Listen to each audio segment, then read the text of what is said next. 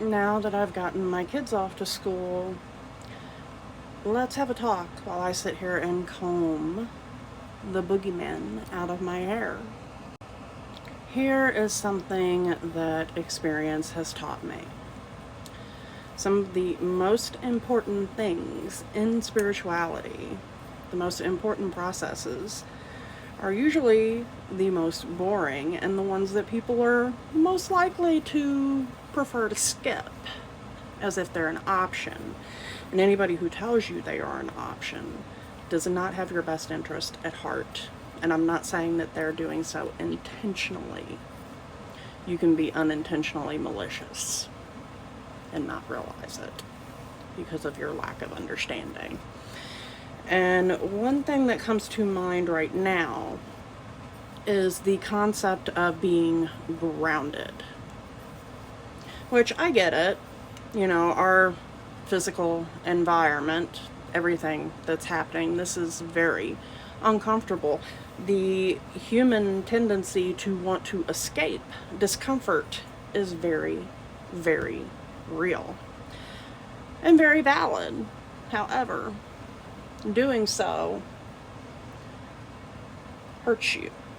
It hurts your ability to be accurate with your intuition, we will call it.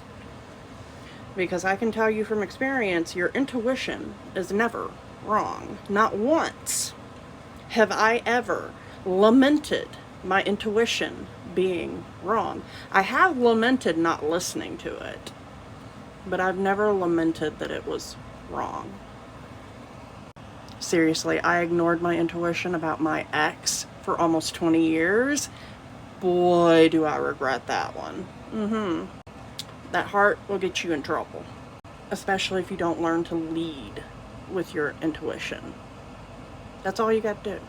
The reason that I stipulate the importance of being grounded in your body is because it is only when you are grounded and observant within your physical body that you can actually take the time to not only observe, but to actually label where everything happens in your body. Because everything that happens spiritually or physically or mentally, all of it, will affect certain areas of your body. For me, personally, my anxiety hits me in the chest and the face. That's where I will feel it. My intuition will hit me in the gut, though. This may be different for other people, but that's how I distinguish between my anxiety, which can be linked to trauma, and my intuition, which is also honed through experience.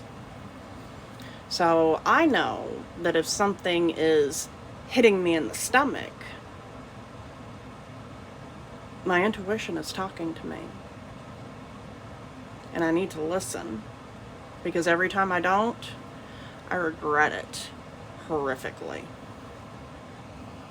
Incidentally, that is the reason why I keep telling people to stop prioritizing spirituality over your physical and mental health as if they are separate things. They're not. Your physical health, your mental health is intrinsically connected to your spiritual health. They all co-function. These are not separate parts. These are different places on the web of your existence. But they are all connected.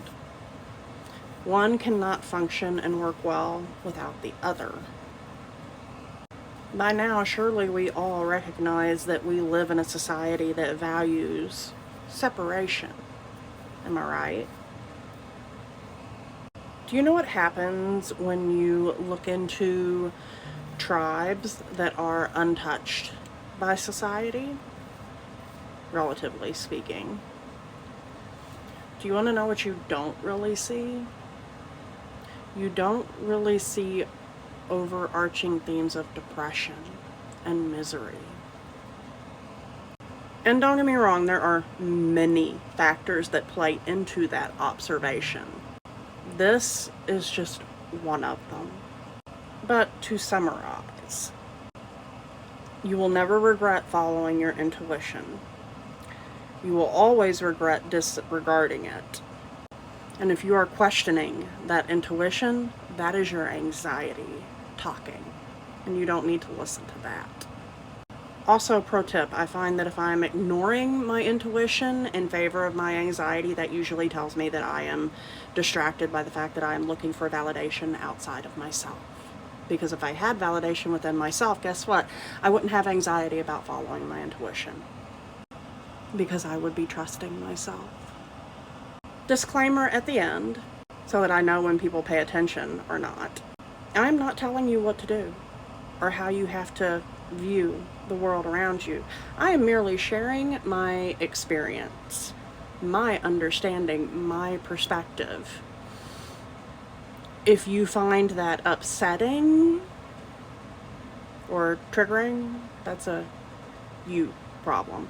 Don't make it my problem. I won't engage with it. Because ain't nobody got time for your nonsense.